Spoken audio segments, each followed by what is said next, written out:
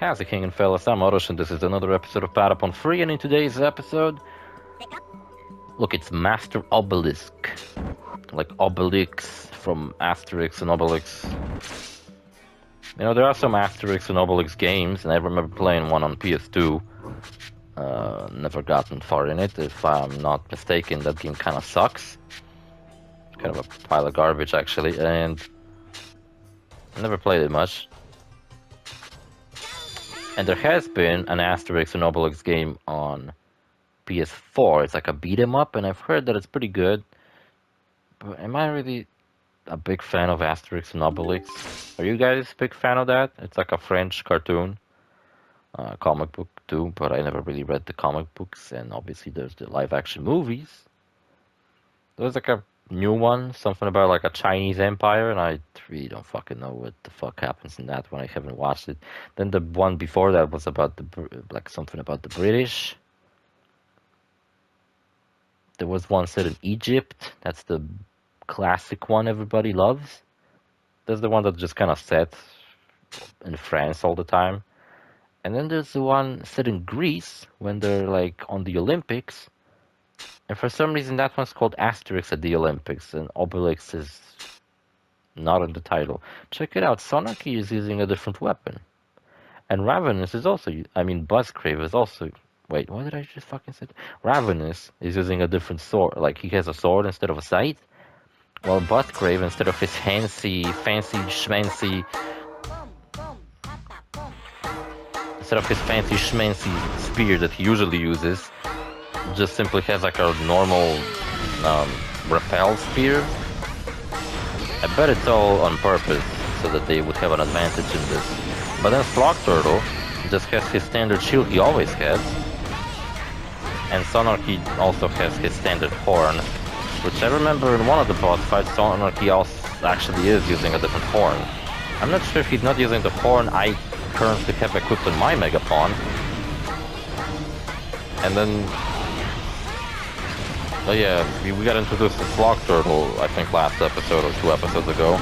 It's pretty cool, I like him. I like his design, and I like the, attitude that he's just like a tired old man.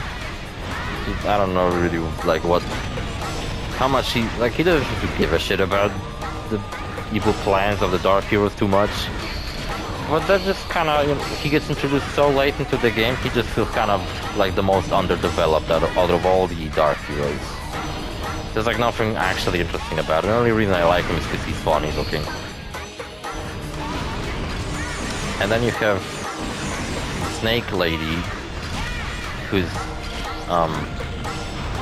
gender ambiguous, by the way, and I don't even like, she uses a gun, but I don't really remember ever seeing her do anything cool with the gun.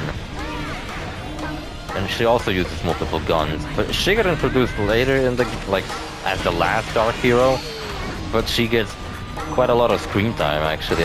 She gets more screen time than Slog Turtle, even though they got introduced at the same time. Actually, she got introduced first in a cutscene, and then later we met Slog Turtle, who's kind of the villain of this chapter. The next one's gonna be all about the Snake Lady. And she's also the dad of Sonarchy, I guess. I guess she's meant to be trans. Oh shit.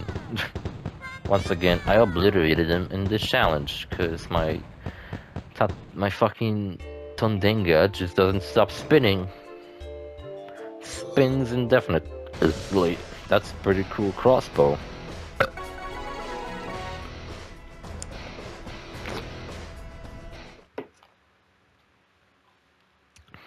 I still have this not very good B power. I mean, it's not that bad actually. I was drinking it so much, but like, I could get a much better drink instead of this one. What? A dream? Whisper, whisper. They were whispering like, man, OrosZ kind of a bitch, isn't he? And a terrible one. Was that me? Was it a dream of my death? The memories of your coldest thing. Call Essing. Call Essing. My head is pounding. What a terrible way to die. No wonder I lost my memory. Did Oros die at the end of the last game? I don't remember. Don't get things wrong. The manner of your death and your memory loss are unrelated. What do you mean? Your memory was paid as a price to gain unfathomable power. Also, I forgot to voice him just a moment ago. The memory of your past knows the threshold of your strength and subconsciously limits your power. Then I gave up my memory to gain a hero's strength. Well, I'd say it was worth it. Spinning around, kicking ass. Some facts can be taught, but others must be experienced. This fact itself cannot be denied. Whoa, Hashipon's babbling again. Hashipon got to the bottle again, guys. Patapon. Think. Yeah, I'm pretty sure he's drunk. He came up to us, no one fucking asked him, and he just goes on about memories and shit. Memories of a warrior can be, foggy and shit, and sometimes we forget, sometimes we remember, and strength comes from within. Keep that in mind, young Oro, and you'll be golden, man. Just don't forget to take your vitamins. Dragon puppies. Oh, I took my cat for a walk today for like 15 minutes, and she kinda... It's so warm outside, I thought I would try that again. Last time I did it, there was a dog, and she fucking ran off so fucking badly. Thankfully I fucking found her though.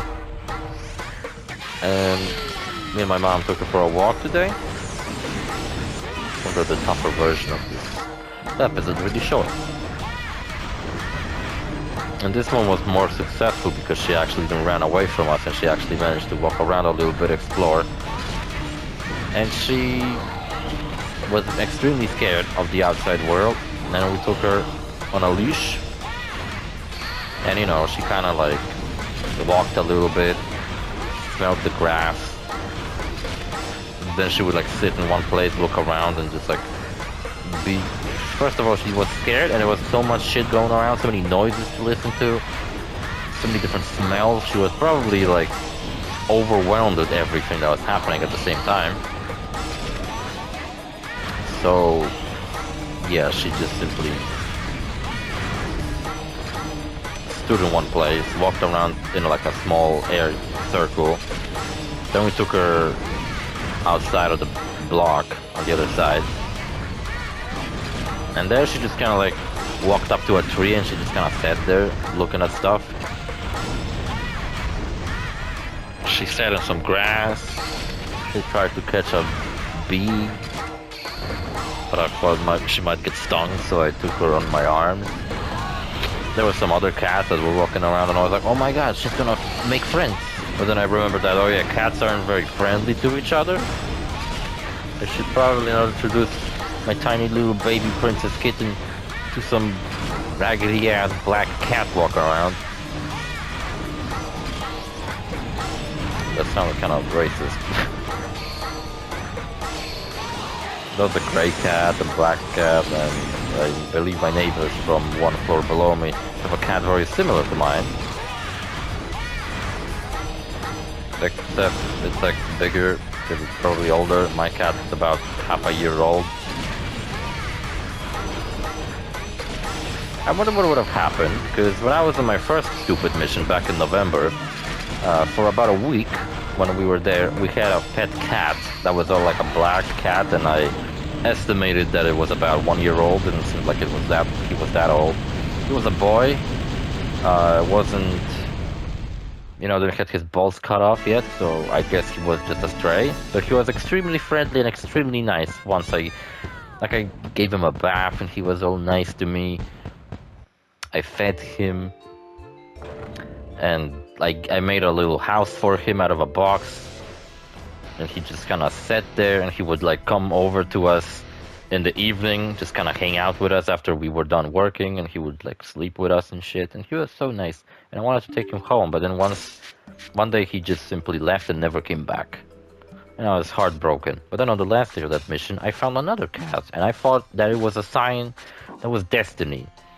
That I've always wanted a cat, and I found this really nice cat, and I was friends with him, and then he left.